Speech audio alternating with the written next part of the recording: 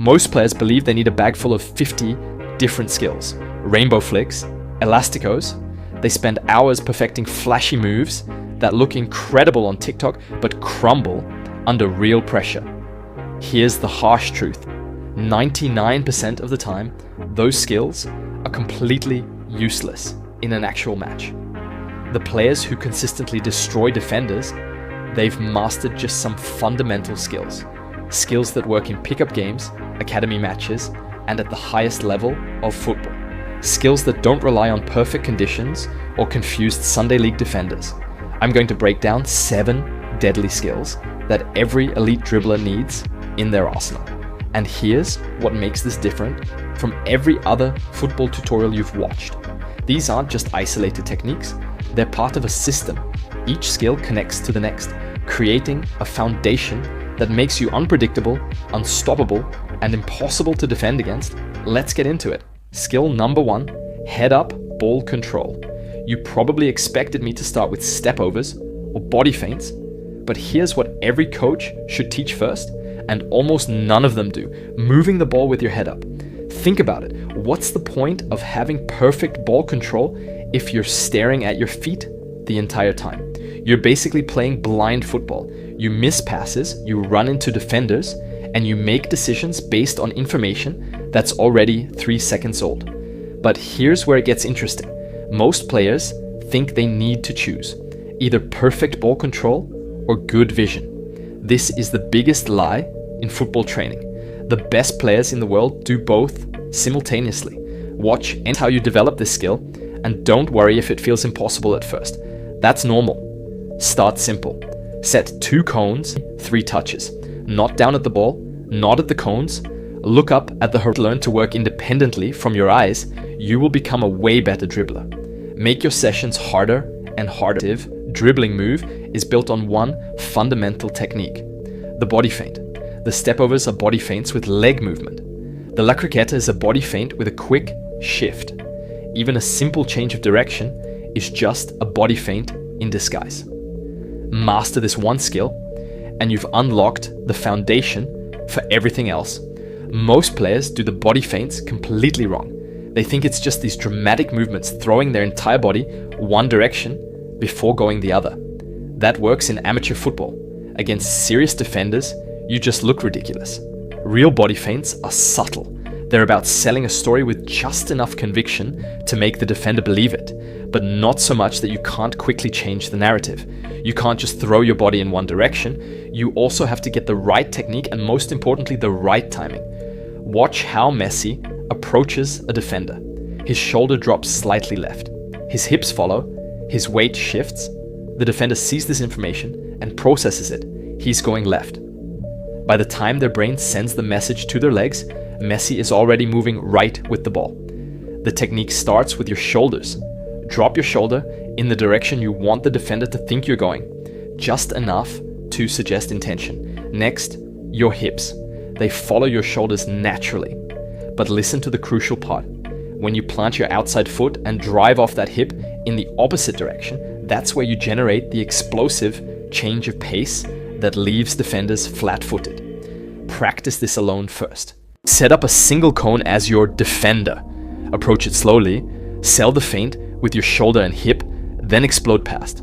Focus on maximum commitment to the fake, followed by maximum commitment to the real direction. The progression is This is how your body feints become instinctive. When you stop thinking about the technique and start thinking about when to use it. Skill number 3, ball shielding. You know what skill? Watch Eden Hazard in his prime. When defenders closed him down, he didn't try to escape the pressure. He positioned his body between the ball and the defender, lowered his center of gravity, and made it impossible for them to win the ball cleanly.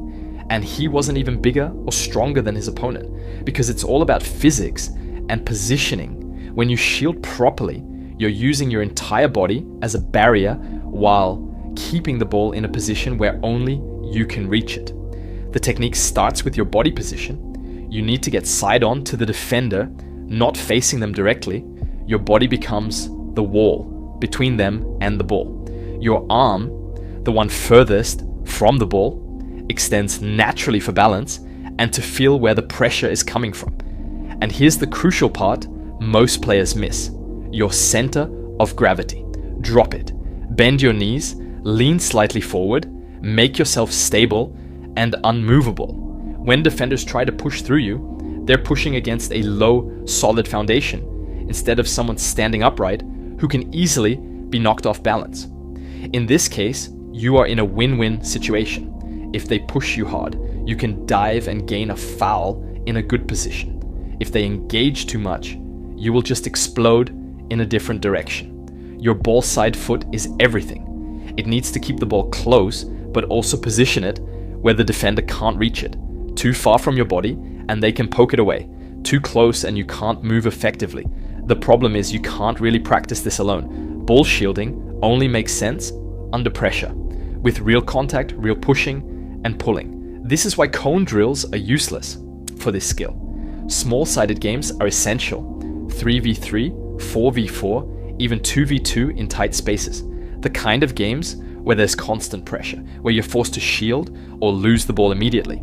Pickup games, futsal, any environment where contact is natural and necessary, start by just holding the ball for 5 seconds under pressure. Don't worry about doing anything spectacular afterward. Just prove to yourself that you can protect possession when a defender is trying everything to win it back. Skill number 4, stepovers. Here's what most players don't understand about stepovers. They're not about the leg movement, they're about combining body feints with leg feints to create maximum confusion. As I said in the beginning, body feints are the root of every other effective skill. A stepover without a body feint is just leg movement. The defender can see right through it, but when you combine the shoulder drop, the hip shift, and the exaggerated leg movement around the ball, you're creating multiple layers of deception that overwhelm the defender's processing ability. The beauty of stepovers is their adaptability. You can do them slow to wrong foot a patient defender. You can do them fast to create space against aggressive pressure. You can do single stepovers, double stepovers, or even combine them with other skills. The most effective stepovers are simple: one good fake that sells completely, followed by an explosive movement in the opposite direction. That's what beats defenders. Start with the basic technique.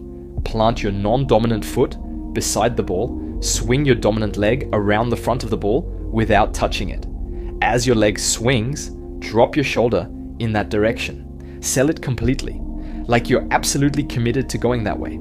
The moment your foot hits the ground after the fake, explode in the opposite direction with the outside of your other foot. This change of pace is everything. If you do the fake slowly and then move away slowly, the defender has time to recover. Practice with shadow, dribbling games again. Pick up football, where defenders are actively trying to stop you and there are consequences for getting it wrong. Skill number 5, soul rolls.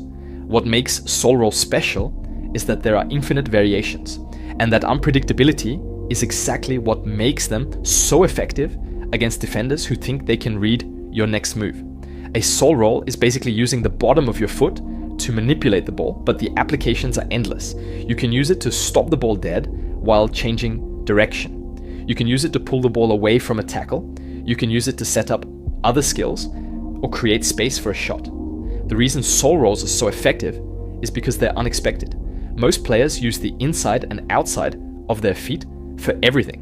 When you suddenly use the soul, it changes the rhythm completely. The ball moves in ways defenders don't anticipate. Think about how Zidane used soul rolls, pulling the ball back to avoid a tackle, rolling it sideways to create a passing angle, using the soul to kill a bouncing ball instantly. The basic technique is simple, but the applications require creativity. Place the sole of your foot on top of the ball. Apply just enough pressure to control it, but not so much that you're stuck. You want to be able to roll the ball in any direction: forward, backward, left, right, diagonally. Start with the simplest variation like the V drag. Approach the ball with some pace, plant your non-dominant foot, and use the sole of your dominant foot to pull the ball straight back toward you and tap it forward with the inside or outside. This stops your forward momentum and creates space. Then add different variations. Practice alone first, getting comfortable with the feel of controlling the ball with your sole. Then add pressure. Have friends or teammates chase you while you practice escaping using soul rolls. The best practice is in tight spaces where you're forced to be creative. The beauty of soul rolls is that once you master the basic concept, you can invent your own variations. Every situation becomes an opportunity to create something unique. Skill number 6, the fake shot. Every defender fears one thing the most, being caught off guard, and there's no move that creates more panic than the fake shot.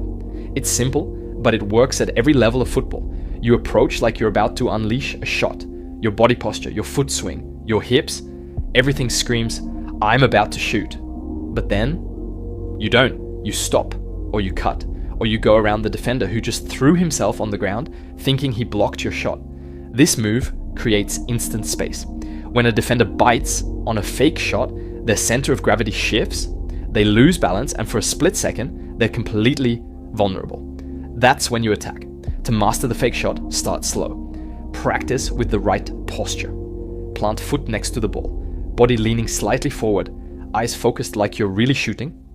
But instead of striking, pause and push the ball away at an angle. Then repeat it at full speed, then with a defender in front, then after a dribble. The key is in the commitment. You have to sell it like your life depends on it. Skill number 7, change of pace.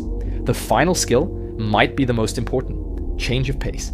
It's the ability to manipulate speed and rhythm to make defenders commit to the wrong timing. And it's the one skill that makes all the others devastating.